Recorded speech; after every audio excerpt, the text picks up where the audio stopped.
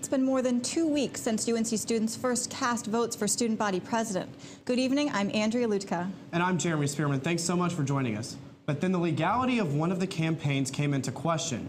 Once the Student Supreme Court cleared up that issue, we went into a runoff. Joel Kaplan joins us live in the studio. Joel, now we're about to vote again. Is all the controversy finally behind us? Maybe, maybe not, Jeremy. The two contenders are unsure how 2 weeks of controversy might affect students' perceptions. And they know even in an election season without controversy, there's no way to predict what will happen in a runoff. 2 years ago, Thomas Edwards was the clear frontrunner heading into the SPP runoff after receiving 41% of the general election vote. Former campaign staffer Nancy Thomas says Edwards and his supporters were optimistic. People were definitely confident in Thomas, and the fact that he had been a frontrunner for the majority of the election. They kind of saw the other candidate as a dark horse. That dark horse was Jasmine Jones, the second-place finisher with only 21% of the vote. But after all four eliminated candidates united to back Jones, UNC's next SPP will be Jasmine Jones. She won the runoff with 51%. A year later, when Student Congress passed a bill to eliminate runoffs, Jones used her presidential veto, allowing for Friday's showdown between Mary Cooper and Ian Lee. Lee and Cooper both say they hope to rekindle students' enthusiasm and keep the campaign controversies in the past.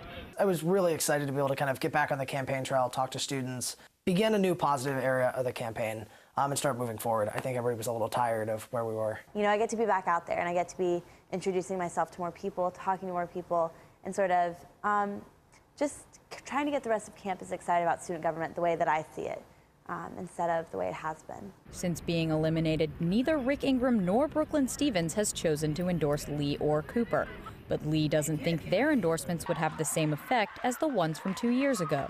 Especially with the way this campaign season's gone, that I'm not sure that there's either endorsements either way is going to help too much, because I think students are just sort of jaded with the process. Though Cooper received 39% of the first vote and Lee received 25%, there's no way to predict the outcome of a runoff, as Thomas knows all too well. Especially after the Thomas's experience, I think that you can never be sure, no matter how many endorsements you've won or how many people you have changed their profile picture on Facebook, you can never be 100% sure that you're going to win an election. Thomas says she knows the runoff system needs to change.